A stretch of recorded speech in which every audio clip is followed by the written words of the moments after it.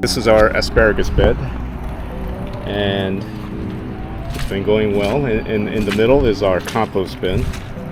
Now, this asparagus bed has served us well for the past about 7 years, but wifey has decided to plant some more trees. We have lots of experiments going on. We're going to try this espalier kind of concept with this apple tree.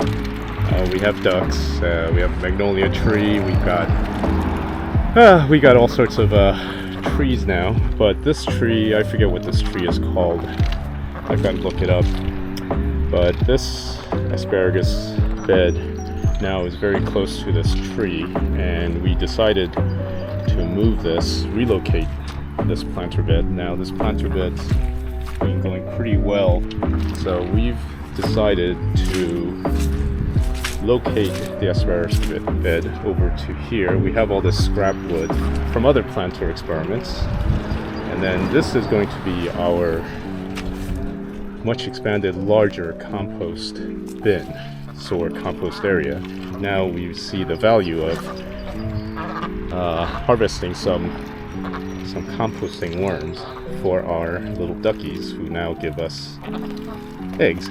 There are literally thousands of DIY how-tos on planter beds. This is how I've been making them, using 4x4s. This is not to say that I am wedded to this design, but for now it works. You want to place your bed with about 36-inch clearance to get a lawnmower through and weed whack around the box.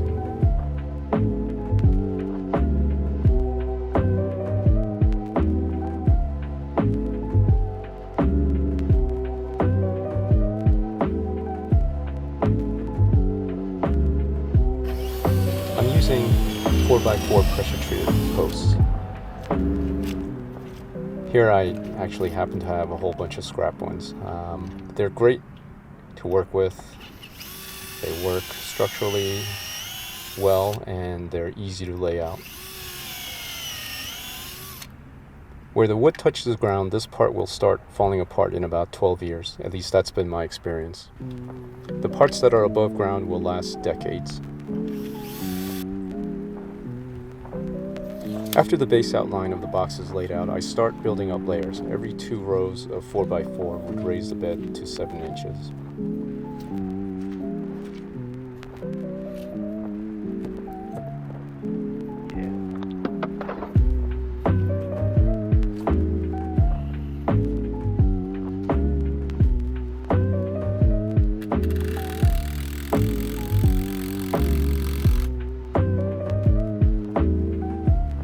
For this raised bed, I had some extra 2x6s, so raised the bed to about 19.5 inches or 20 inches. I mean, there's a lot of flexibility with constructing this way.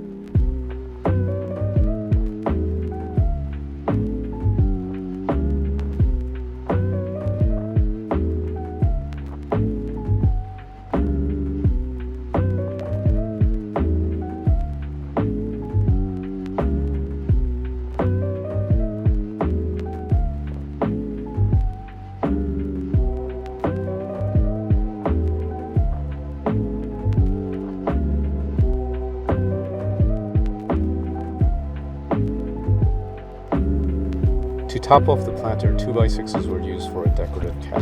It's always nice to have a wide top for planter beds so that you can place baskets and watering cans while harvesting your crops. Also, it's nice to sit on to rest a bit. I like to rabbet joint the corners. Next time though, I should do a locking rabbet joint, as the 2x6s do bend and move over time. I put in a 1/4x1/4 wire mesh barrier on the bottom to prevent voles and mice from tunneling into the planter. This is always a good idea.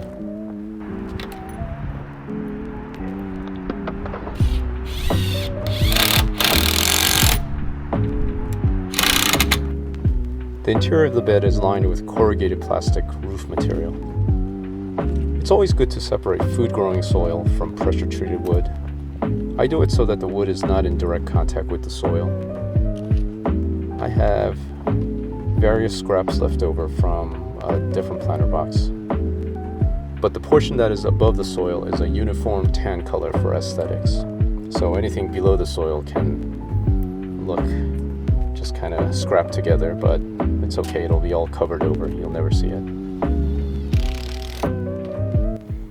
As a side note, pressure-treated wood used to contain arsenic, very bad, as it would leach into the soil. Since 2004 though, the EPA banned this chemical, so most wood nowadays are much more eco-friendly with safer chemical preservatives.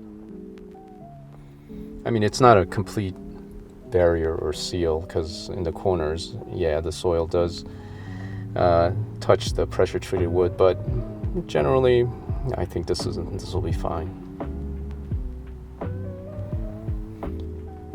From the old asparagus bed, I try to dig up clumps of roots to reduce the shock of moving the plant.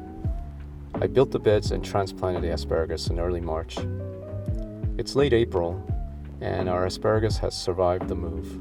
It will keep pumping out purple sweet stalks till the end of spring, when hot weather will shut down production.